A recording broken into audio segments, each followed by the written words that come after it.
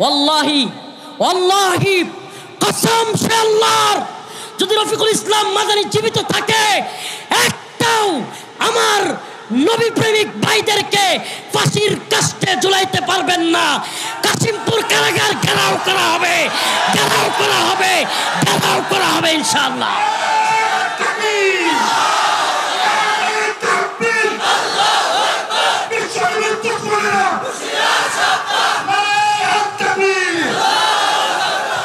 ভারতের দালালি, আমেরিকার দালালি, চীন রাশিয়ার দালালি করে ক্ষমতার মস্তদে বসবার আমাদের খায়েশাত নাই। আমরাও গোলামি করি, আমরাও দালালি করি, কিন্তু একমাত্র বলেন না, একমাত্র আল্লাহর গোলামি করতে গিয়া, আল্লাহর দালালি করতে গিয়া, আল্লাহ না করুক, যদি জেলে যাইতে হয়, রিমান্ডে যাইতে হয়, ফাঁসির কাস্টেও ঝুলতে হয়, খোঁজ পরোয়া নেই, কোনো দ্বিধা নাই, কোনো আফসোস নাই, হাসতে হাসতে ফাঁসির কাস্টে ঝুলতেও আমরা রাজি আছি। প্রিয় ভাইরাম, হে পতিতালয়ের দালাল, রবীন্দ্রনাথের দালালেরা, হে এলিট বাঙ্গু সুশীলরা, হে নাস্তিক সেকুলাররা, তোরা যদি রবীন্দ্রসঙ্গীত বললে গায়ে জ্বলে, আমাদের কোরআনকে যখন ছিঁড়ে ফেলিস আমাদের কলিজা ছিঁড়ে যায়। আমাদের কোরআন যখন পায়ের নিচে থাকে মনে চায় তোদের পা গুলো আমরা ছিঁড়ে ফেলি। যখন আমাদের কোরআনে আঘাত করিস,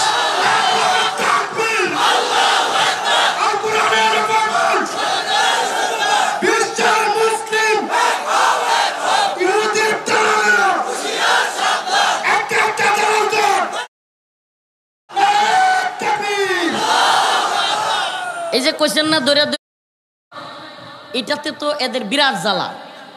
এটা কর বলার দরকার নাই, বলবেন একটা একটা নাস্তিক দর দৈরা দৈরা সাইজ কর, দৈরা দৈরা সাইজ কর, সাইজ করার কথা বলবেন, বলবেন তো ইনশাআল্লাহ। কাশিমপুর কারাগার, এই কারাগারে প্রায় দীর্ঘ 3 বছর ছিলাম। খুব কাছে না আপনাদের থেকে? খুব কাছেই কাশিমপুরের কারাগার।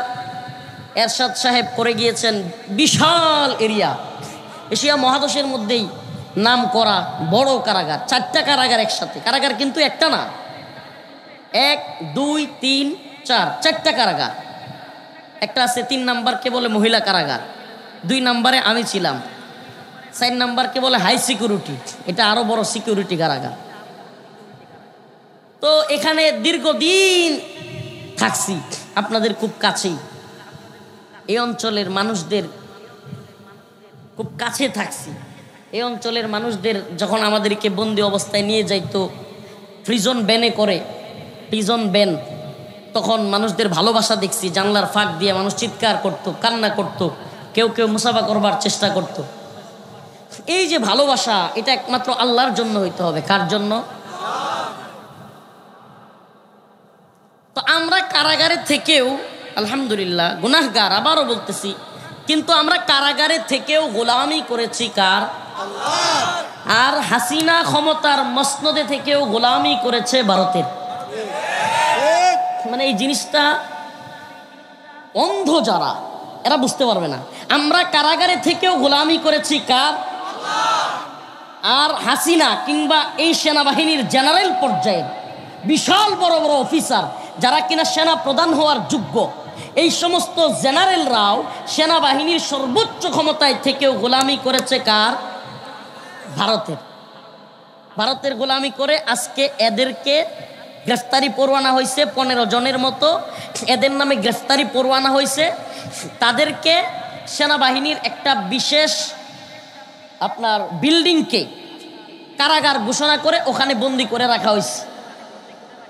আমার জানতে চাওয়া, যারা করেছে, গুম করেছে, নির্যাতন করেছে, আলেমদের হত্যা করেছে, এদেরকে ওই এসির বাতাসে বিল্ডিং এ রাইখা আর আলেমদেরকে কাশিমপুরে রাইখা, এটা কোন ধরনের বৈষম্য? বৈষম্য মুক্ত করবার জন্যই তো আন্দোলন করে ছাত্ররা জীবন দিছে, হাসিনারে খেদাইছে, এখন ডক্টর ইউনূস সাহেব ক্ষমতায় আসছে। অতএব এদেরকেও, এরা যেহেতু গুম নির্যাতনের সাথে জড়িত, এদেরকেও কাশিমপুরে আইনা আমাদের মতো নষ্ট বাথরুম ছোট্ট রুমের ভিতরে ঢুকাইতে হবে। আমরা নিরপরাধ ছিলাম, আমরা তবুও নির্যাতিত হয়েছি, আর এরা অপরাধী। এরা এক একজন অসংখ্য সুস্পষ্ট অভিযোগে অভিযুক্ত। অতএব এদেরকে সেনাবাহিনীর ওখানকার অস্থায়ী একটা বিল্ডিংকে কারাগার ঘোষণা করলেই এই বিষয়টা আমরা মানতে পারি না। আবারও বলছি, আমি কাশিমপুর হাই সিকিউরিটির 2 নম্বর কারাগার প্রথম ছিলাম 2 নম্বর রুমে। আবারও বলতেছি, আপনারা যারা এই জেলখানা সম্বন্ধে আইডিয়া আছেন, 2 নম্বর কারাগার 60 সেল পূর্ব একটা বিল্ডিং এর নাম 60 সেল, মানে ছোট্ট ছোট্ট 60টা রুম আছে। কি আছে? 60টা রুম। ওই রুমগুলোর 60টা রুমের একটা রুম 2 নম্বর রুম। এই 2 নম্বর রুমে কিছুদিন ছিলাম। 15 নম্বর রুমে ছিলাম প্রায় 6 থেকে 7 মাস। এই 15 নম্বর রুমটা হলো ওই বিল্ডিং এর সকল বাথরুম এবং টয়লেটের ময়লা যে রুম দিয়া যায়, ওই রুমটা ছিল 15 নম্বর রুম। ওই রুমে ছিলাম প্রায় 7 মাস। ওই রুম দিয়া ওপেন টয়লেটের ময়লা যাইতো, গড় গড় করে আওয়াজ হইতো, দুর্গন্ধে রুমে থাকার পরিস্থিতি ছিল না। আমি যখন ঘুমায়ে থাকতাম, হঠাৎ করে ওই বাথরুমের ময়লা থেকে বড় বড় ইঁদুর আইসা আমার শরীরের উপর দিয়ে দৌড় মারত। কসম আল্লাহর, আল্লাহকে সাক্ষী রেখে বলছি, এক বিন্দু বাড়িয়ে বলতেছি না। জায়নামাজ বিছানো থাকতো, হঠাৎ করে ওই খোলামেলা পুরা বিল্ডিং এর ময়লা টয়লেট যেদিকে যাইতো ওই দিকটাতে আমি প্রতিদিন রাত্রে আতর লাগাইতাম। আতর শেষ হয়ে যেত, মানুষ আতর হাদিয়া দিত, তবুও দুর্গন্ধের কারণে রুমে থাকা কঠিন ছিল।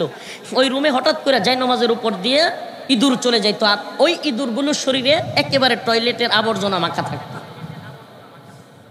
তো আমরা এত কষ্ট করেছি, তবুও গোলামি করেছি কার? বলেন না, তবুও গোলামি করেছি কার? সুবহানাল্লাহ ওয়া বিহামদিহি।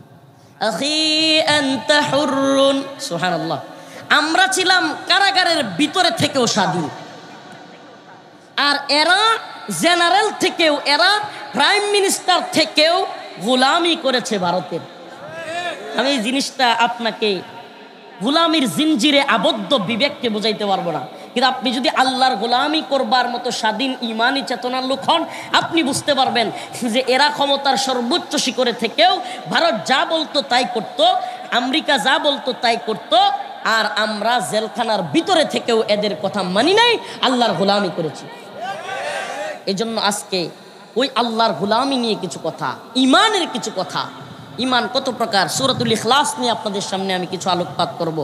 অনেক রাত হয়ে গিয়েছে, লম্বা সময় কথা বলবার সুযোগ নাই। আপনারা তো বলবেন হুজুর বলতেই থাকেন, কারণ আজকে ঘুমের কোনো টেনশন নাই, কালকে সারাদিন কইরা ঘুমাবো। এমন ঘুম দিব হুজুর, ফজরও শেষ, প্রয়োজনে জুমাও শেষ। নাউজুবিল্লাহ। এমন লোক আছে না নাই যে সারা সপ্তাহ অফিস কইরা শুক্রবারে জুমার সময়ও ঘুমায়? আফসোস, আফসোস রে ভাই, সত্যি তোমার জন্য আফসোস হয়, কষ্ট লাগে তোমার জন্য ভাই। তুমি মুসলিম, তোমার পরিচয় তুমি মুসলমান, তুমি কি করে জুমার নামাজের সময় ঘুমাতে পারো? ভাই, পুরো সপ্তাহ তুমি কাজ করলা, তোমার শরীর টায়ার্ড, তুমি গভীর পেরেশানিতে আছো, তোমার খুব ক্লান্তি, কোনো কিছুতেই কেমন জানি ভালো লাগে না, তুমি শুধু ঘুমাও, মনে করো গাদার মতো খাটনি খাটতেছি, চলতেছি, সংসার চালাচ্ছি। বিশ্বাস করো, তুমি শান্ত চিত্ত মনে তুমি তোমার শরীরের লোমগুলো পরিষ্কার করো, তুমি তোমার চুলটা কাটো, তুমি তোমার বগলের লোম পরিষ্কার করো, তুমি একেবারে সুন্দর মন নিয়ে একটা সুন্দরভাবে একটা গোসল দাও, আতর লাগাও, সুন্দরভাবে তুমি টুপি পরে পাঞ্জাবিটা পরে তোমার রব্বে কাবার দরবারে গিয়ে সিজদা দাও। ওয়াল্লাহি জুমার নামাজটা পড়ে বের হয়ে আসবে, তুমি দেখবে তোমার অন্তরের সকল কষ্ট দূর হয়ে গেছে। তুমি সারা সপ্তাহ যে কষ্ট করেছো, তোমার কষ্ট কি হয়ে যাবে? নতুন করে শক্তি পাবে, সাহস পাবে, কাজ করার নতুন উদ্যমে কাজ করার মতো হিম্মত পাবে। আর এই যে জুমার সময় ঘুমাইলা, ফজরের সময় ঘুমাইলা, দেখবা তোমার অন্তরের মধ্যে শয়তান বাসা বাঁধবে। প্রিয় ভাইরা আমার, বন্ধুগণ আমার, তো এই জন্য সূরাতুল ইখলাসের আলোচনা করতেছি। সূরা ইখলাস এমন এক সময় নাজিল হয়েছে যখন আরবের মধ্যে সব দিকে আল্লাহকে বাদ দিয়া ইহুদিরা বলে যে আমরা উজাইরের, আল্লাহর পুত্র উজাইরের পূজা করি, নাউজুবিল্লাহ, ইবাদত করি। ইহুদিরা কি বলে? আমরা আল্লাহর পুত্র উজাইরের ইবাদত করি। খ্রিস্টানরা বলে আমরা আল্লাহর পুত্র ঈসা ইবনে মারইয়ামের ইবাদত করি। মাজুসিরা বলে আমরা চন্দ্র আর সূর্যের ইবাদত করি। মুশরিকরা বলে আমরা মূর্তির ইবাদত করি। নাউজুবিল্লাহ। সেই মুহূর্তে আল্লাহ পাক বলেন, হে নবী আপনি বলে দেন, কুল হুয়াল্লাহু আহাদ, আমরা একমাত্র আল্লাহর গোলাম, একমাত্র আল্লাহর ইবাদত করি। সুবহানাল্লাহ। সেই মুহূর্তে এই সূরা নাজিল হয়েছে যখন ইহুদিরা বলে আমরা উযাইরের ইবাদত করি, খ্রিস্টানরা বলে আমরা ঈসা ইবনে মারইয়ামের ইবাদত করি, মুশরিকরা বলে আমরা মূর্তির ইবাদত করি, মূর্তি পূজা করি, মাজুসিরা বলে আমরা চন্দ্র সূর্যের পূজা করি। কিন্তু মুসলিমরা বলে, ঈমানদাররা বলে আমরা চন্দ্র সূর্যের পূজা করি না, আমরা মূর্তির পূজা করি না, আমরা ঈসা ইবনে মারইয়ামের পূজা করি না, আমরা মুহাম্মদ বিন আব্দুল্লাহর পূজাও করি না, আমরা উযাইর এর পূজাও করি না। আমরা একমাত্র ইবাদত করি কার? আল্লাহ। আমরা একমাত্র গোলামি করি কার? আল্লাহ। আমরা কি আল্লাহর গোলামি করি? একটু মনোযোগ দিয়ে শুনবেন, একটু নিজের সাথে মিলাবেন। প্রকৃত অর্থে কি আমরা আল্লাহর গোলামি করি? আল্লাহর গোলামরা কেমন হবে? তাওহীদ আসলে কত প্রকার, বা তাওহীদ বিষয়টা আসলে কি? আমরা যে কালিমা পড়ি লা ইলাহা ইল্লাল্লাহ, কালিমার দুইটা অংশ, কালিমার দুইটা পার্ট, একটা লা ইলাহা আর একটা ইল্লাল্লাহ। দেখেন কালিমার প্রথম পার্টেই বলা হচ্ছে লা ইলাহা, অস্বীকার করা, অস্বীকার, কোনো কিছু মানি না। সুবহানাল্লাহ। যদিও আমার কথাটা একটু কঠোর ছিল, আমার কথাটা কিছু শক্ত ছিল, যদিও আমার কথাটা একটু শুনতে দৃষ্টিকটু মনে হয়েছিল কারো কাছে, কিন্তু একজন বড় শাইখুল হাদিস, বড় মুজাহিদ আলেম, তার জবানে আমি কারাগারে থেকে শুনেছি, আল্লাহ মাফ করুক, তিনি বলেছিলেন, রফিকুল ইসলাম মাদানী তার তাওহীদের ঘোষণা পুরা জাতির সামনে ক্লিয়ার করেছে। সুবহানাল্লাহ। কি সেই কথা? ওই যে আমি বলেছিলাম, যদি আল্লাহর বিরুদ্ধে যায় আমি রাষ্ট্রপতি মানি না, যদি আল্লাহর বিরুদ্ধে যায় প্রধানমন্ত্রী মানি না। আমি একটা শব্দ কসু শব্দটা ইউজ করে ফেলেছিলাম, কসুর প্রধানমন্ত্রীও মানি না, এই শব্দটা বলেছিলাম। কিন্তু আমি একজন বরেণ্য শাইখুল হাদিস, নাম বলতে চাচ্ছি না, ওনার মুখে শুনেছি।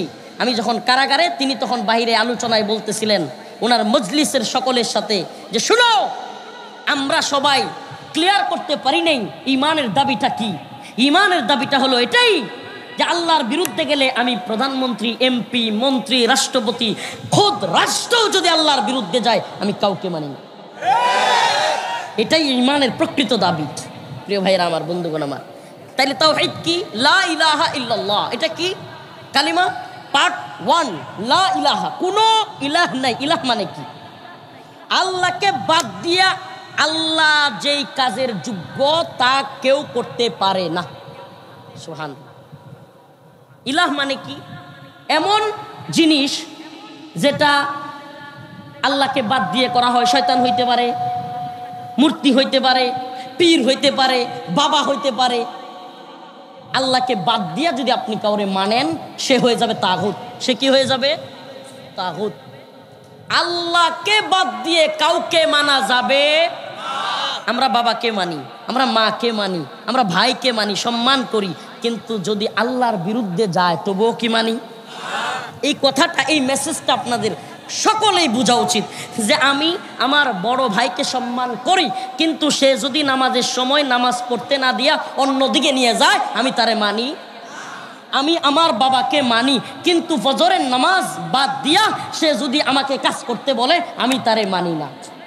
আমি আমার রাজনৈতিক দলের নেতা ততক্ষণ পর্যন্ত তাকে মানি যতক্ষণ পর্যন্ত সে আমাকে ইসলামের গণ্ডির মধ্যে রাখে। কিন্তু যদি দেখা যায় আমার ওই নেতা আজানের সময়, নামাজের সময় বক্তব্য দিতেছে, ভাই সব বড় বড় ভাষণ দিতেছে, মাইক চালায়া ক্ষমতার দাম্ভিকতা দেখাচ্ছে, আর আমিও ওই নেতার পক্ষে স্লোগান দিচ্ছি, বোঝা গেল আপনি আল্লাহর গোলামি বাদ দিয়ে, আল্লাহকে রব মানা বাদ দিয়ে ওই নেতার গোলামি শুরু করছে। তাওহীদ আর রুবুবিয়্যাহ, তাওহীদ আল উলুহিয়্যাহ, তাওহীদ আল আসমাই ওয়াস সিফাত, তাওহীদ আল হাকিমিয়্যাহ। ইমাম ইবনুল কাইয়্যিম কিংবা ইমাম ইবনে তাইমিয়া রাহিমাহুল্লাহ সহ অনেক ইমামরা, অনেক সালাফগণ কোরআন সুন্নাহ থেকে ওনারা রিসার্চ করে বাহির করছেন যে তাওহীদ কয়েক প্রকারের। রুবুবিয়্যাহ একমাত্র রব হিসেবে, একমাত্র স্রষ্টা হিসেবে, একমাত্র রিজিক দাতা হিসেবে আল্লাহকেই মানতে হবে। সুবহানাল্লাহ। রিজিক দাতা কে? সৃষ্টিকর্তা কে? আল্লাহু খালিকু কুল্লি শাই। আল্লাহ সব কিছুর স্রষ্টা। আল্লাহ সব কিছুর কি? স্রষ্টা। এই কথা মানার নাম হলো তাওহীদ আর রুবুবিয়্যাহ, যে আল্লাহকে রব মানা, সব কিছুর স্রষ্টা মানা, আর কাউকে স্রষ্টা মানা যাবে। একটা মজার বিষয় বলি, তাওহীদ আর রুবুবিয়্যাহ আমরা যেমন বিশ্বাস করি, মক্কার কাফের মুশরিকরাও বিশ্বাস করত যে সব কিছুর স্রষ্টা কে। এই কথা কেমন শোনা যায় না? যে মক্কার আবু জাহেলরা, মক্কার কুরাইশরা পর্যন্ত মানত সকল কিছুর স্রষ্টা কে। এটা আমার মুখের কথা নয়, আল্লাহ বলতেছেন ওয়ালাইন সালতাহুম মান খালাকাস সামাওয়াতি ওয়াল আরদ লায়াকুলুন্নাল্লাহ।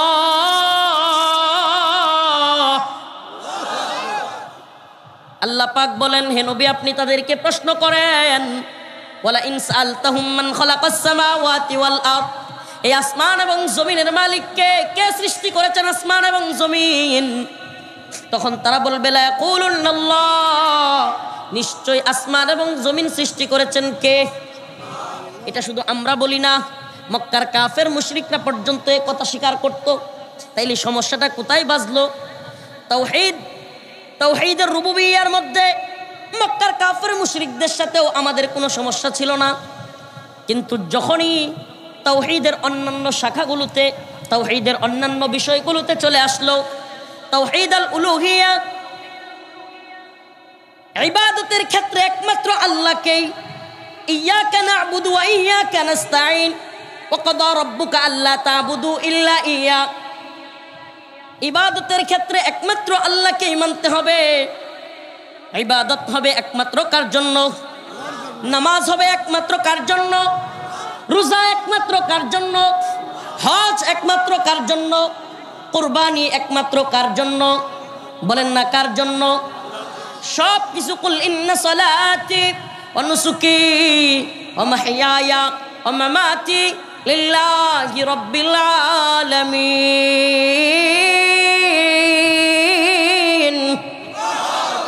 কুল ইন্না সালাতি ওয়া নুসুকি ওয়া মাহইয়ায়া ওয়া মামাতি লিল্লাহি রাব্বিল আলামিন। হে নবী আপনি বলে দেন, ইন্না সালাতি, নিশ্চয় আমার নামাজ, ওয়া নুসুকি, আমার কুরবানি, ওয়া মাহইয়ায়া, আমার হায়াত, ওয়া মামাতি, আমার মৃত্যু, লিল্লাহি রাব্বিল আলামিন, সবকিছু একমাত্র কার জন্য? বলেন না কার জন্য? যদি দুনিয়ার কোনো ব্যক্তিকে খুশি করবার জন্য নামাজ পড়ি, আল্লাহ রাজি হবেন? দুনিয়ায় সবাই আমাকে হাজি সাহেব বলবে, আল হাজ বলবে, এজন্য যদি হজ করি তাইলে কি আল্লাহ খুশি হবেন? দুনিয়ায় মানুষকে দেখানোর জন্য যদি কোরবানির ঈদে বড় গরু, বড় মহিষ, বড় ওট কোরবানি করি, আল্লাহ খুশি হবেন? তার মানে বোঝা গেল খুশি করতে হবে একমাত্র কাকে? এটার নাম হলো তাওহীদ আল উলুহিয়্যাহ। আমাদের অনেকেই তাওহীদ আর রুবুবিয়্যাহ আছে, আমরা জানি আমাদের স্রষ্টা কে, আমরা মানি আমাদের রিজিক দাতা কে, কিন্তু আমাদের সব কাজ আল্লাহর জন্য হয়? বলেন হয়? আমাদের সব কাজ আল্লাহর জন্য হয় না। আমাদের সব কাজ আল্লাহর জন্য হয় না। শুধু হয় না, আমাদের অনেক কাজ সরাসরি আল্লাহর বিরুদ্ধেও যায়। নাউজুবিল্লাহ। আমাদের এই দেশে মদের লাইসেন্স আছে না নাই? এটা কি আল্লাহর পক্ষে না বিরুদ্ধে? এদেশে সুদের ব্যাংকের লাইসেন্স আছে না নাই? আল্লাহর পক্ষে না বিপক্ষে? পতিতালয়ের লাইসেন্স আছে না নাই? আল্লাহর পক্ষে না বিপক্ষে? আল্লাহর বিপক্ষে যাওয়ার পরেও এই রাজনৈতিক দলগুলো যখন আল্লাহর বিরুদ্ধে আইন প্রণয়ন করে, আমরা আবার তাদেরকে ভোট দেই না? দেই না?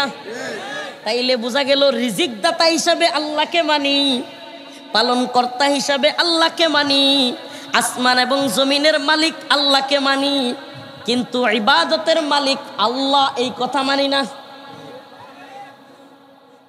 মানলাম? আরেকটা তাওহীদের আরেকটা প্রকার হলো তাওহীদ আল হাকিমিয়া, যেটা সবচাইতে বেশি অজানা। তাওহীদ আল, সমস্ত বিচারের মালিক, সমস্ত হুকুমের মালিক, সমস্ত আইন প্রণয়নের একমাত্র মালিককে। এমপিরা 300 জন মিলা যদি মদের লাইসেন্স দেয়, মদের লাইসেন্স হালাল না কইরা, হারাম না বইলা যদি হালাল বলে, হারাম শব্দের আরবি অর্থ হলো, হারাম শব্দটা আরবি বাংলা অর্থ হলো অবৈধ। হারাম শব্দের বাংলা অর্থ কি? হালাল শব্দের বাংলা অর্থ হলো বৈধ। এখন 300 এমপি মিলে সংসদে সামনে প্রশ্ন হচ্ছে বাংলাদেশে মদের লাইসেন্স দেওয়া হোক। এই প্রস্তাবের পক্ষে যারা আছেন তারা হ্যাঁ বলুন। আমার প্রশ্ন, সংসদে যেই সব এমপি দাঁড়ায় হ্যাঁ বলছে, হাত তুলেছে, আমরা সেই সমস্ত লোকগুলোরে যদি ভোট না দিতাম তারা কি সংসদে যাইতে পারতো? তার মানে তারা যে সংসদে গিয়া মদের পক্ষে হাত তুলছে, এই হাত শুধু ওই এমপির না, ওই হাত যারা তারে ভোট দিছে তাদেরও। তার মানে এই সমস্ত মানুষগুলো আল্লাহর বিরুদ্ধে। কথা মনে হয় বুঝাইতে পারিনি। যারা সংসদে আল্লাহর বিরুদ্ধে আইন প্রণয়নের ক্ষমতা দিয়েছে তারা তাওহীদ আল হাকিমিয়া মানে নাই। বলবেন হুজুর, তাওহীদ আল হাকিমিয়া আইন প্রণয়নের, হুকুম দানের একমাত্র মালিক যে আল্লাহ বলতেছেন, প্রমাণ কি? প্রমাণ কোরআন। আল্লাহ বলতেছেন ইনিল হুকমু ইল্লা লিল্লাহ, আমার আল্লাহ তা'বুদু ইল্লা ইয়া। এই জমিনের মালিক কে? জমিনের মালিক আল্লাহ। হুকুম চলবে কার? জমিন কার? হুকুম চলবে কার? জমিন আল্লাহর, হুকুম চলবে হাসিনা? জমিন আল্লাহর, হুকুম চলবে ডক্টর ইউনূসের? জমিন কার? হুকুম চলবে কার? আল্লাহর জমিনে আল্লাহর আইন, আল্লাহর জমিনে আল্লাহর আইন বাস্তবায়ন ফরজে আইন। বলেন না, আল্লাহর জমিনে আল্লাহর আইন বাস্তবায়ন ফরজে আইন। এই স্লোগান মুখস্থ করেন মুসলমান। এই পয়গাম আপনাদের কাছে বুঝার চেষ্টা করেন। সারা জীবন এই তাগুতি সিস্টেমের অধীনে থাইকা, এই তাগুতি সিস্টেমকে সম্মান জানায়া, এই জালেমদেরকে সম্মান জানায়া, ওই জালেম নেতা, ওই তাগুত নেতাকে সম্মান জানায়া ইবাদত আপনি যতই করেন, আপনি তাওহীদ আল উলুহিয়া মানেন না, আপনি তাওহীদ আল হাকিমিয়া মানেন না। শুধুমাত্র রব আল্লাহকে মানলে আপনি জান্নাতে যেতে পারবেন। সমস্ত কিছুতে একমাত্র আল্লাহকে মানতে হবে। তাওহীদ আল হাকিমিয়ার ক্ষেত্রেও হুকুম দাতা কে? বলেন না, হুকুম দাতা কে? কোনো একটা হুকুম, আল্লাহর হুকুম এবং বান্দার হুকুম, আপনার বাবার হুকুম, এই দুইটার মধ্যে পার্থক্য হয়েছে। কারটা মানবেন? আমি কি বুঝাইতে পারি নাই? আল্লাহ একটা হুকুম দিছে, আপনার বাবাও একটা হুকুম করছে। দেখা গেছে বাবার হুকুম আর আল্লাহর হুকুমের মধ্যে তাফাররুক হয়ে গেছে, বাদানুবাদ লেগে গেছে। আল্লাহর হুকুমের বিরুদ্ধে চলে যাচ্ছে বাবার হুকুম, কারটা মানবেন? আল্লাহর হুকুমের বিরুদ্ধে চলে যাচ্ছে ভাইয়ের হুকুম, কারটা মানবেন? প্রিয় ভাইরা আমার, বন্ধুগণ আমার, যদি এটা না বুঝেন তাইলে আমার একটু পিছনে যেতে হবে আর একটু ভালোভাবে বোঝানোর জন্য। ধৈর্য আছে? আদি ইবনে হাতেব রাদিয়াল্লাহু আনহু, তখনও তিনি মুসলমান হন নাই। তিনি বর্ণনা করেন, আমি রাসূলুল্লাহ সাল্লাল্লাহু আলাইহি ওয়াসাল্লামের কাছে ইসলাম কবুলের জন্য যাচ্ছিলাম। এই মুহূর্তে গিয়া দেখি আল্লাহর রাসূল এই আয়াত তিলাওয়াত করতেছেন, ইত্তাখাযু আহবারাহুম ওয়া রুহবানাহুম আরবাবা ওয়াল মাসীহ ইবনে মারইয়াম।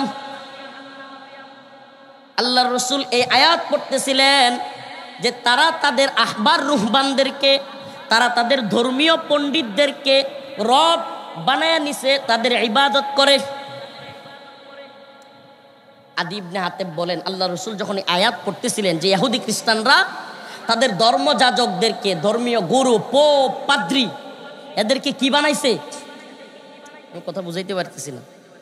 এই আয়াতে ধর্মীয় পাদ্রীদেরকে, ইহুদি খ্রিস্টানদের ধর্মীয় গুরু, ধর্মীয় যারা পাদ্রী ছিল তাদেরকে বলা হচ্ছে যে তারা তাদেরকে রব বানাইছে। আহবারহুম ওয়া রুহবানাহুম আরবাবা মিন দুনিল্লাহ, তারা আল্লাহকে বাদ দিয়া আহবার রুহবানদেরকে, ধর্মীয় পাদ্রীদের ইবাদত করে, ধর্মীয় পাদ্রীদের পূজা করে। তখন আদি ইবনে হাতেম বললেন, ইয়া রাসূলুল্লাহ, আমরা তো আমাদের ধর্মীয় গুরুদেরকে ইবাদত করি না। তখন আল্লাহ রসুল বললেন, আদি, আল্লাহ পাক যা হালাল করেছেন তোমাদের ধর্মগুরুরা যদি তাকে হারাম করত, তোমরা তা মানতে কিনা? আদি ইবনে হাতেম বলেন, হ্যাঁ মানতাম। আবার রাসূল সাল্লাল্লাহু আলাইহি সাল্লাম বললেন, তোমাদের ধর্মগুরুরা আল্লাহ যা হালাল করেছেন তা যদি তারা বলতো হারাম, সেটাও তোমরা মানতে কিনা? বলে, হ্যাঁ মানতাম। আল্লাহর রাসূল সাল্লাল্লাহু আলাইহি ওয়াসাল্লাম বলেন, ফাতিলকা ইবাদাতুহুম ইয়াহুম, এটাই হলো তাদের ইবাদত, এটাই হলো আল্লাহকে বাদ দিয়া ওই ধর্মগুরুদেরকে ইবাদত করা। আমার জানতে মনে চায় আপনাদের কাছে, মুসলমান বুঝে থাকলে বলবেন। প্রিয় হাজিরিন, যদি আমাদের দেশে কোনো দল ক্ষমতায় গিয়া মদের লাইসেন্স দেয় আর আমরা সেই দলের পক্ষে থাকি, আমাদের দেশে যদি কোনো দল, কোনো সরকার ক্ষমতায় গিয়া পতিতালয়ের লাইসেন্স দেয়, আমরা সেই দলের পক্ষে থাকি এবং তাদেরকে মেনে চলি, তাদের কথাই মানি, আল্লাহর হুকুম বাদ দিয়া, আমরা কি আল্লাহর ইবাদত করলাম নাকি তাদের ইবাদত করলাম? তাইলে আমরা কি আল্লাহর বান্দা নাকি আল্লাহর গোলাম নাকি এদের গোলাম? আমি আবারও বলতেছি, যে ইখলাস তিলাওয়াত করেছি সূরাতুল ইখলাস, সুবহানাল্লাহ, এত ফজিলতপূর্ণ সূরা, এত ফজিলতপূর্ণ সূরা, সুবহানাল্লাহি ওয়া বিহামদিহি। আল্লাহ রাসূল সাল্লাল্লাহু আলাইহি ওয়াসাল্লাম সাহাবায়ে কেরামকে জিজ্ঞেস করলেন, হে আমার সাহাবারা, তোমাদের মধ্যে কে আছো যে আমার সামনে কোরআনের 1/3 আমাকে শোনায় দিতে পারবে? সাহাবায়ে কেরাম বললেন, ইয়া রাসূলুল্লাহ, এটা তো অনেক কষ্টের ব্যাপার। আল্লাহ রাসূল বললেন, তোমরা সূরাতুল ইখলাস তিলাওয়াত করো, অবশ্যই এটা কোরআনের 1/3 সমান। সুবহানাল্লাহ। তার মানে 3 বার সূরাতুল ইখলাস যদি কেউ পাঠ করে, পূর্ণ কোরআন খতমের সওয়াব সে পেয়ে যাবে। এত উত্তম একটা দামি সূরা। আম্মা জান আয়েশা রাদিয়াল্লাহু আনহা হতে বর্ণিত, তিনি বলেন, কোন এক জিহাদের ময়দান থেকে এক কাফেলা আল্লাহর রাসূলের সামনে আসলেন। আসার পরে ওই মুজাহিদিন সাহাবায়ে কেরামের বাহিনীর আল্লাহর রাসূলের কাছে এসে বিচার দিলেন, ইয়া রাসূলুল্লাহ, আমাদের কমান্ডার নামাজ পড়াইতো, খালি সূরা ইখলাস পড়তো। সুবহানাল্লাহ। তখন আল্লাহ রাসূল সাল্লাল্লাহু আলাইহি ওয়াসাল্লাম তাদেরকে বললেন, যাও, তাকে তোমরা গিয়ে জিজ্ঞেস করো সে কেন এত সূরা ইখলাস তিলাওয়াত করে। আম্মা জান আয়েশা রাদিয়াল্লাহু আনহা হতে বর্ণিত, যখন ওই সাহাবায়ে কেরাম তাকে গিয়ে জিজ্ঞেস করলো, তখন সেই সাহাবী জবাব দিল, এই সূরার মধ্যে আমার রহমানের গুণগান অনেক বেশি, এই জন্য এই সূরা পড়তে আমার ভালো লাগে। এই জীবনটা কে দিছে ভাই? বলেন না, কে দিছে? এই রফিকুল ইসলাম মাদানির হায়াত কে দিয়েছে? এই রফিকুল ইসলাম মাদানি কয়দিন বাঁচবে সেটা কে ঠিক করে রাখছে? কি খাবে, কোথায় যাবে, কে ঠিক করে রাখছে? তাইলে কথাই যেহেতু বলমু, তার গুণগানি কই? তো এই জন্য বলতেছিলাম, আম্মা জান আয়েশা বলেন, যখন ওই সাহাবীর কথা আল্লাহর রসুলের সামনে আয়েশা পেশ করা হলো, আল্লাহর রসুল বললেন, তাকে জানায়া দাও যে তার রহমানের গুণগান গায়া তার ভালো লাগে, তাকে বলে দাও আল্লাহর প্রতি তার যে ভালোবাসা, তাকে জানায়া দাও তার রহমানও তারে ভালোবাসে। আল্লাহর গুণগান গাইলে যার ভালো লাগে, তাকে জানায়া দাও তার এই সূরাতুল ইখলাস পড়ার ভালোবাসার কারণে আল্লাহর প্রতি আল্লাহ তাকে ভালোবাসে। সূরাতুল ইখলাস বেশি বেশি তিলাওয়াত করব তো ইনশাআল্লাহ। সূরা ইখলাস বেশি বেশি পড়ব তো ইনশাআল্লাহ। সূরা ইখলাস 3 বার পাঠ করলে পূর্ণ কোরআন খতমের সওয়াব। সূরা ইখলাস বেশি বেশি পাঠ করলে আল্লাহর নৈকট্য লাভ হয়। ছোট্ট সূরা, শিখবো তো ইনশাআল্লাহ। এই সূরা ইখলাস পারে না এমন লোকও আছে না নাই? আছে না নাই? আজকেই সূরা ইখলাস শিখবেন ইনশাআল্লাহ। রাজি আছেন ইনশাআল্লাহ? অল্প কয়েকটা সূরা আলেমদের কাছ থেকে শিখবেন। তো যেই কথা বলতেছিলাম যে আমরা তাওহীদের কথা বলি, মানুষের কাছে তাওহীদের দাওয়াত পৌঁছাই, কোরআনের কথা বলি, কোরআনের দাওয়াত পৌঁছাই, অথচ আফসোসের বিষয়, পরিতাপের বিষয়, এদেশে নাকি কোটি কোটি মুসলমান, এদেশে নাকি 90% মুসলমান, নাকি বলতে হচ্ছে আমার, লজ্জা লাগতেছে আমার বলতে, অথচ দিনে দুপুরে নর্থ সাউথ ইউনিভার্সিটিতে এই কোরআন অবমানিত হয়। এই কোরআনের পাতাগুলো পায়ের নিচে ছিঁড়ে, পায়ের নিচে লাথি দেয়। এই নরাদমরাও বেঁচে থাকে। আমরা যখন তাদের বিরুদ্ধে আওয়াজ তুলি তখন কিছু দালাল, কিছু কুলাঙ্গার, কিছু সুশীল, কিছু বাটপার, তথাকথিত বুদ্ধিজীবী আমাদেরকে বলে আমরা বুঝি না, আমরা মৌলবাদী, আমরা জঙ্গিবাদী। আমরা কোরআনের বিরুদ্ধে যখন কেউ কথা বলে, কোরআনকে যখন কেউ অপমান করে, রাসূল সাল্লাল্লাহু আলাইহি সাল্লামকে যখন কেউ ব্যঙ্গ করে, আমরা সহ্য করতে পারি না, আমরা রাজপথে নেমে আসি। আমরা তখন কাউকে পরোয়া করি না। তখন এরা আমাদেরকে বলে, দেখছো এই মুসলমানরা, এই মোল্লা মৌলবীরা মানুষের বাক স্বাধীনতায় বিশ্বাস করে না। বাক স্বাধীনতার দোহাই দেয় কি দেয় না? আমার আপনাদের কাছে একটা প্রশ্ন, আপনাদের মনে থাকবার কথা, আমরা তো তখন জেনেছিলাম বাংলাদেশের একজন ইউটিউবার কিংবা বাংলাদেশের একজন মোটামুটি আলোচিত, যেটাকে সহজ ভাষায় বলে ভাইরাল, সবার রোগ যেটা, নাউজুবিল্লাহ, এমন একজন ব্যক্তি, বগুড়ায় বাড়ি। আমি আসলে ওই নামটা বলে এখানে ফোকাস করা উদ্দেশ্য না। ওই লোকটা রবীন্দ্রনাথের একটা সঙ্গীত গাইছিল, গানের সুরে সুরে। রবীন্দ্রনাথের কি গাইছিল? গানের সুরে সুরে একটা সঙ্গীত, রবীন্দ্রনাথের গান, কবিতা। রবীন্দ্রনাথের কবিতা কেন হিরো আলম গাইল? এই জন্য রবীন্দ্রনাথের গোলাম যেগুলো, রবীন্দ্রনাথের উম্মত যেগুলো, ভণ্ডগুলো, তাদের নেংটিতে, তাদের লেঞ্জায় আগুন জ্বলে গেল। কি কয়? কয় রবীন্দ্রনাথ আমাদের, হিরো আলম আমাদের রবীন্দ্রনাথকে, রবীন্দ্র সঙ্গীতকে ব্যঙ্গ করেছে। আসলে কিন্তু হিরো আলম ব্যঙ্গ করে নাই, মূলত তার কণ্ঠটাই তো এমন এরকম করে যেমনি পারছে, আর যেমনি পারছে সে বলছে। হিরো আলম রবীন্দ্র সঙ্গীত গেয়েছে, এজন্য তোমাদের রবীন্দ্রনাথের, তোমরা যারা পূজারী, রবীন্দ্রনাথ এই পতিতালয়ের, এই পরকীয়ার হেডমাস্টার, এই পতিতালয়ের হেডমাস্টারের ভক্ত যেগুলো তোমরা, তোমাদের নেংটিতে, তোমাদের লেঞ্জায় আগুন জ্বলে গেল। হ্যাঁ, হিরো আলম আমাদের রবীন্দ্রসঙ্গীত নিয়ে ব্যঙ্গ করছে, তাকে ধরেন, তাকে কাটেন, তাকে বন্দি করেন। আশ্চর্যের বিষয় হলো, আল্লাহ রসুলের নিয়ে ব্যঙ্গ করলেও এত দ্রুত কাউরে শাসানো হয় না।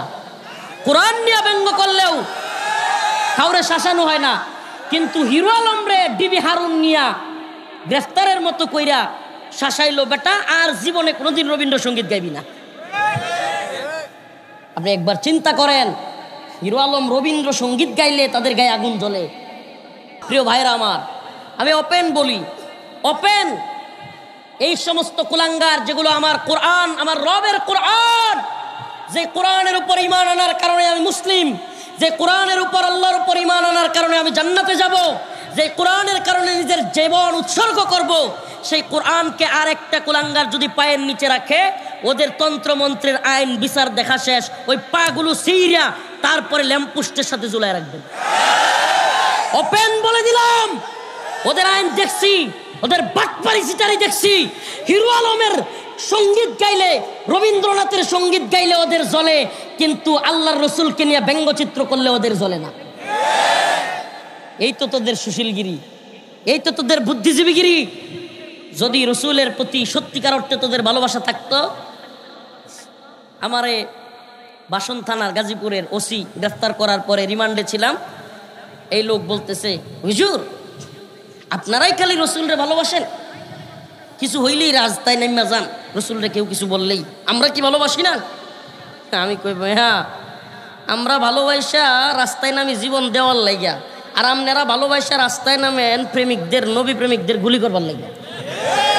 এইলো আপনাদের ভালোবাসার নমুনা, এইলো আমাদের ভালোবাসার নমুনা। আমরা রসুলকে যে অবমাননা করছে তার বিরুদ্ধে নামি, আর আপনারা নবী প্রেমিকদের বিরুদ্ধে নামে গুলি করেন।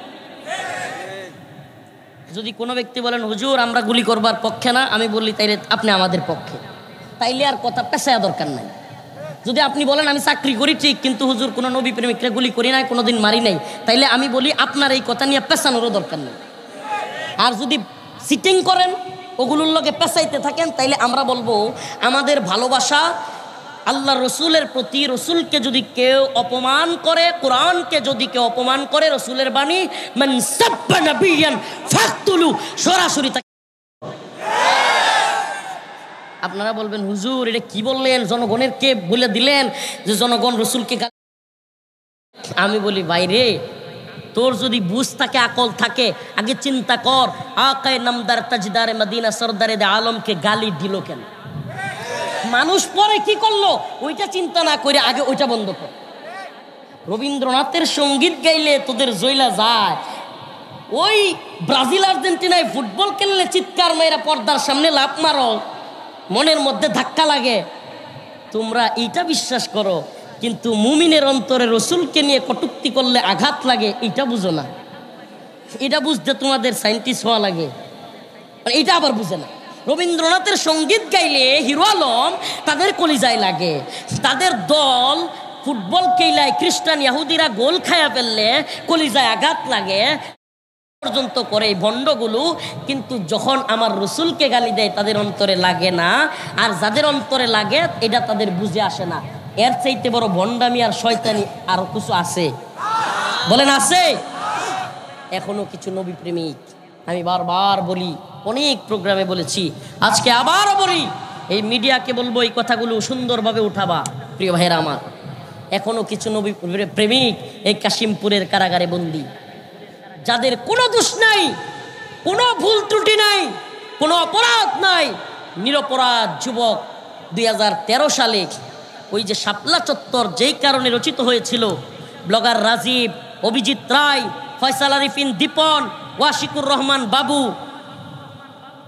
জুলহাস মান্নান, তনয় মাহবুব, আরো যতগুলো নাস্তিক শাতেম আল্লাহর রসুলকে গালি দিয়েছিল, কটূক্তি করেছিল, তাদের বিরুদ্ধে লেখালেখি করবার কারণে, তাদের বিরুদ্ধে দাঁড়াবার কারণে আমার কিছু ভাইয়েরা আজও কারাগারে বন্দী। ওয়াল্লাহি কি করে বলবো ভাই, এরা যেন এক একটা জান্নাতি যুবক। এদের সাথে কোর্টে গিয়েছি, আদালতে হাজিরা দিয়েছি, বিভিন্ন সময় দেখা হয়েছে, এক একটা যুবকের 2টা 3টা করে ফাঁসি লেগে গেছে। এরা আল্লাহর নবীর পক্ষে থাকবার কারণে আল্লাহর রসুলকে গালি দিয়েছে, ব্যঙ্গ করেছে, সেজন্য আল্লাহর রসুলের সেই গালি সহ্য করতে পারে নাই, অনলাইনে লেখালেখি করেছে। ওই শাতেম, ব্লগার রাজীব, অভিজিৎ রায়, ফয়সাল আরিফিন দীপনদের বিরুদ্ধে দাঁড়িয়েছে। আজকে এদের এক একজনের 2টা 3টা করে ফাঁসি লাগছে। অথচ এদেশে যারা শত শত হাজার হাজার সেই সমস্ত ব্যক্তিদের কোনো ফাঁসির রায় হচ্ছে না। প্রিয় ভাইরা আমার, বন্ধুগণ আমার, আমাদের কিছু ভাই নাম বললে আমি নামগুলো মনে আছে বলতে পারবো। আরাফাত ভাই, আরাফাত আমার ভাই, এমন এক যুবক, সুবহানাল্লাহ, অনেক সময় কোর্টে যাইলে দেখা হইতো, কারাগারেও মাঝে মাঝে দেখা হইতো। এই যুবকগুলো এই 2টা 3টা ফাঁসির রায় নিয়াও দিব্যে হাসতেছে, নামাজ পড়তেছে, রমাদানে 3-4টা খতম, হাফেজ না তবুও 3-4-5টা খতম কোরআন পড়তেছে, আর নফল নামাজ। সুবহানাল্লাহ, এদের দেখলে মনে হয় এরা যেন এক একটা জান্নাতি যুবক। এদের কোনো অপরাধ নাই, আল্লাহ কসম আল্লাহর, এদের কোনো অপরাধ নাই। এই নির্দোষ মানুষগুলো দীর্ঘ 1 যুগ ধরে এই যুবকগুলো কারাগারে পড়ে আছে, সন্তান, বিবি, মা, বাবা সবাইকে ছেড়ে। এদের একমাত্র দোষ, এরা আল্লাহর রসুলকে গালি দেওয়া সহ্য করতে পারে নাই, আল্লাহর রসুলকে ব্যঙ্গ করা সহ্য করতে পারে নাই।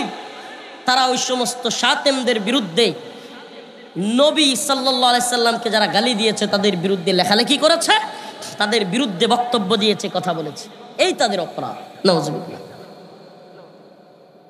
আমি এই মিডিয়ার মাধ্যমে দায়িত্বশীলদেরকে বলি, দ্রুত আমাদের এই ভাইদেরকে মুক্তির ব্যবস্থা করেন। যদি উলামায়ে কেরামকে বলি, যদি আল্লাহর রসুলের হাউজে কাউসারের পানি পান করতে চান, এই আশিকের নবীদেরকে মুক্তি করবার চেষ্টা করেন। আমরা দুর্বল, কিন্তু একটা কথা মনে রাখবেন, আল্লাহর কসম করে বলি, যারা মনে করতেছেন ফয়সাল আরিফিন দীপন, অভিজিৎ রায় কিংবা ব্লগার তারা আমাদের এই ভাইদেরকে রায় দিয়া তাদেরকে দড়িতে ঝুলাবেন, আমরা আমাদের একটা ভাইকেও ফাঁসির দড়িতে দুলতে দিব না, আমাদের জীবন ত্যাগ করব। আমরা উলামায়ে কেরামের দিকে তাকিয়ে আছি, উম্মার রাহবারদের দিকে তাকিয়ে আছি। আস্তে আস্তে অনেকে মুক্তি পাচ্ছেন। আমরা সেই সমস্ত ভাইরা, ইঞ্জিনিয়ার আমাদের ময়মনসিংহের এক ভাই, একই অভিযোগে অভিযুক্ত সাইমুম, আমার ভাই নির্দোষ, সেও 2-3টা ফাঁসির রায় তার নামে হয়ে গেছে। যুবক প্রকৌশলী আমাদের ভাই আরাফাত রহমান সিয়াম, আব্দুস সবুর, মাওলানা আব্দুস সবুর কুমিল্লার সন্তান, এই সমস্ত ভাইদের নামে অযথাই ফাঁসির দড়ি হাসিনা দিয়ে দিয়েছে, ফাঁসির রায় দিয়ে দিয়েছে। একটা কথা বলি,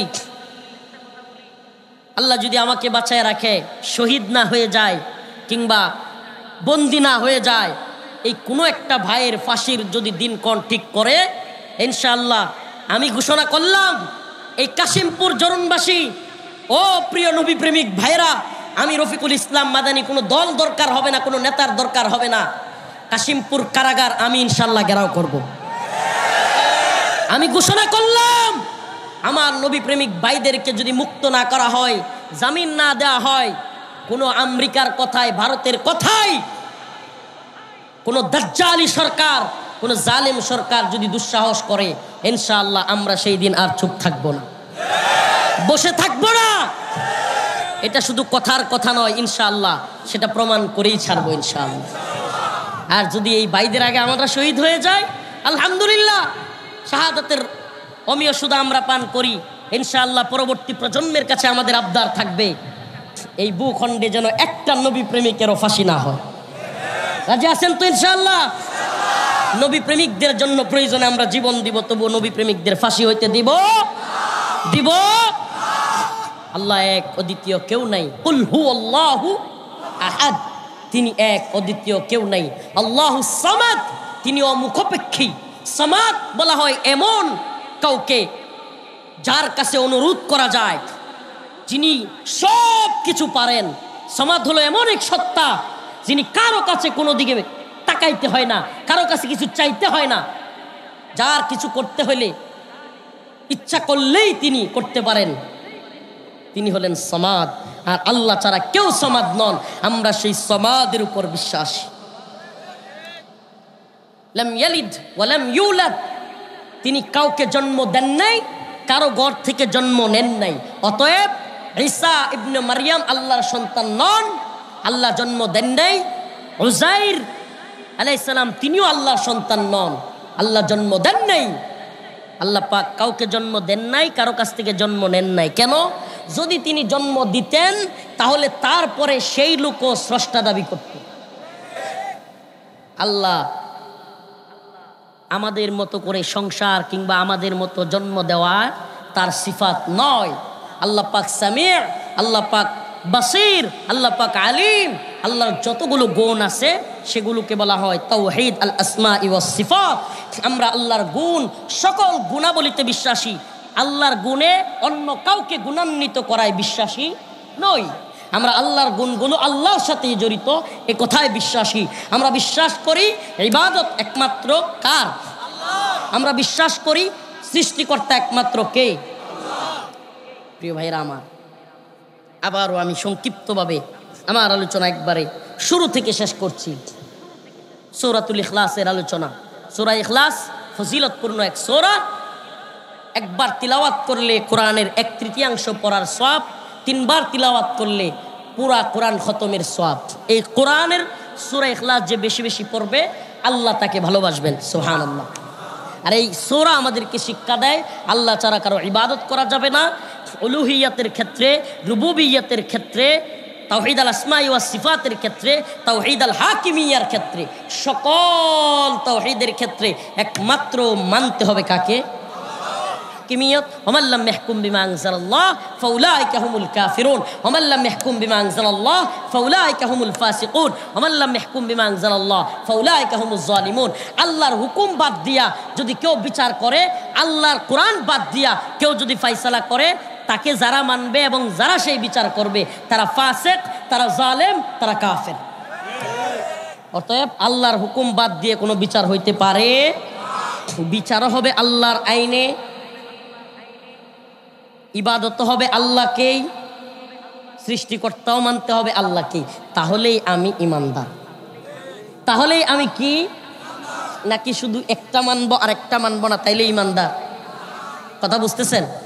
আফাতুমিনুনা বিবাদিল কিতাব ওয়া তাকফুরুনা বিবাদ ফামা জাযাউ মান ইয়াফআলু যালিকা মিনকুম ইল্লা খিজিয়ুন ফিল হায়াতিদ দুনিয়া ওয়া ইয়াউমাল কিয়ামাতি ইউরাদ্দুনা ইলা আশাদ্দিল আযাব। যদি কেউ এই কোরআনের কিছু অংশ মানে, আফাতুমিনুনা বিবাদিল কিতাব, তোমরা কি এই কিতাবের কিছু অংশের উপর ঈমান আনলা, ওয়া তাকফুরুনা বিবাদ, আর কিছু অংশকে অস্বীকার করলা। আল্লাহ বলেন যদি তোমরা এমন করো, ফামা জাযাউ মান ইয়াফআলু যালিকা মিনকুম ইল্লা খিজিয়ুন ফিল হায়াতিদ দুনিয়া, যারা এরকম করবে তাদের জন্য এই দুনিয়া লাঞ্ছিত জিন্দেগি। তাদের জন্য কি, অর্ধেক যারা ঈমান আনে আর অর্ধেক কি করে, মুনাফিকি। অর্ধেক ঈমানদার, অর্ধেক মুনাফিকি। কি, আল্লাহ সৃষ্টিকর্তা মানে, আল্লাহ পালনকর্তা মানে, হজের ক্ষেত্রে আল্লাহ মানে, নামাজের ক্ষেত্রে আল্লাহ মানে, জাকাতের ক্ষেত্রে আল্লাহ মানে, কোরবানির ক্ষেত্রে আল্লাহরে মানে, কিন্তু যখনই বলা হয় জিহাদ ফরজ, নাউজুবিল্লাহ, তখন কয় জঙ্গিবাদী মৌলবাদী। তাইলে কি আল্লাহরে মানলো? বলেন আল্লাহরে মানলো? যখন বলা হয় বালেগা হওয়ার পরেই কোনো মুসলিম মেয়েকে বিয়ে দেওয়া যায়, তখন এরা বলে বাল্য বিবাহ। এরা কি আল্লাহরে মানলো? আল্লাহরে মানলো? ইসলামে বাল্য বিবাহ বলতে কোনো শব্দ নাই। এগুলো এই তাগুতি সিস্টেমের বানানো। কোনো ছেলে কোনো মেয়ে বালেগা হওয়ার পরে ইসলামে বিবাহ দেওয়া যাবে, বয়সের সাথে বিবাহের কোনো সম্পর্ক নাই। বয়সের সাথে বিবাহের কি নাই? অথচ আল্লাহর বিরুদ্ধে আইন কইরা বাল্য বিবাহের নাম কইরা জিনাহের কাজ সহজ করতেছে, পতিতালয়ের নাম কইরা জিনাকে সহজ করতেছে, বিবাহের পথকে কঠিন করতেছে। এই সকল আইনের ক্ষেত্রে একমাত্র কাকে মানতে হবে? বলেন না, কাকে মানতে হবে? আমি আবারও বলতেছি, কোনো ব্যক্তি শয়তানের ধোঁকায় পড়ে কোনো ওয়াক্তের নামাজ পড়তে পারে নাই, সে কাফের হবে না। ফুকায়ে কেরাম বলেন সে কাফের হবে না। কোনো ব্যক্তি শয়তানের ধোঁকায় পড়ে কোনো ওয়াক্তের কোনো রমজানের কোনো একটা রোজা ছেড়ে দিয়েছে, সে কাফের হবে না। কিন্তু যদি নামাজকে তাচ্ছিল্য করে, রোজাকে তাচ্ছিল্য করে, জিহাদকে তাচ্ছিল্য করে, এমনকি কোরআনের দলিল আদিল্লা দিয়া সুস্পষ্ট প্রতিষ্ঠিত কোনো সুন্নাহকেও অস্বীকার করে, সে কাফের হয়ে যাবে।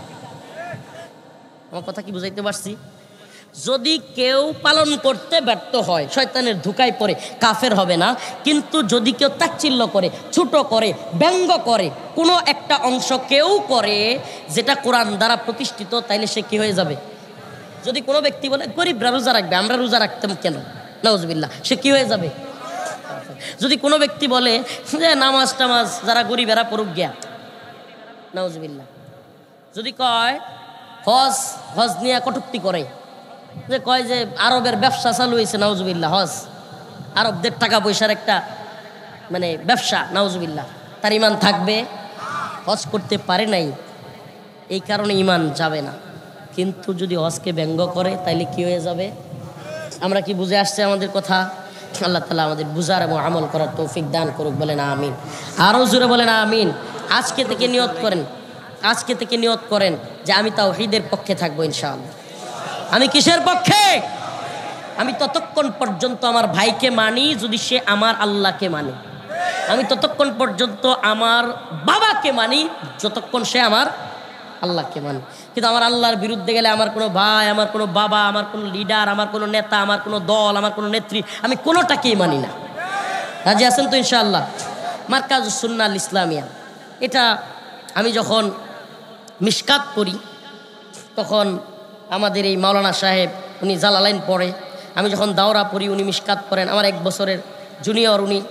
আমি এই গাজীপুরেই আপনাদের জরুনেই পাঠানবাড়ি জামিয়াতুস সুফায় পড়াশোনা করেছি, বাড়িধারায় পড়াশোনা করেছি। তো উনি আমাদের এই এলাকার আমার এক বেশ জুনিয়র ভাই। তো আমার এই ভাই এই মাদ্রাসাটা করেছেন, মারকাজুস সুন্নাহ আল ইসলামিয়া। আপনারা এই মাদ্রাসার পাশে থাকবেন, কোনো কালেকশন নয়। আমি এই মাদ্রাসায় আপনাদেরকে দাওয়াত দিলাম, কোরআনের খাদেম হিসেবে আল্লাহ তাআলা তাদেরকে কবুল করুক। বলেন আমিন। এবং এই মাদ্রাসায় আপনারা ছাত্র দিবেন, ছেলে দিবেন, আপনাদের বাচ্চাদেরকে দিবেন কোরআনের হাফেজ বানানোর জন্য, তাওহীদের পক্ষের শক্তি বানানোর জন্য দিবেন তো ইনশাআল্লাহ। আপনাদের সন্তানরা হাফেজ হোক, আলেম হোক, যুগের মধ্যে মুজাহিদ হোক, আল্লাহ তাআলা সবাইকে কবুল আর মঞ্জুর করুক, বলেন আমিন। ওয়া আখিরু দাওয়ানা আনিল হামদুলিল্লাহি রাব্বিল আলামিন। আসসালামু আলাইকুম ওয়া রাহমাতুল্লাহি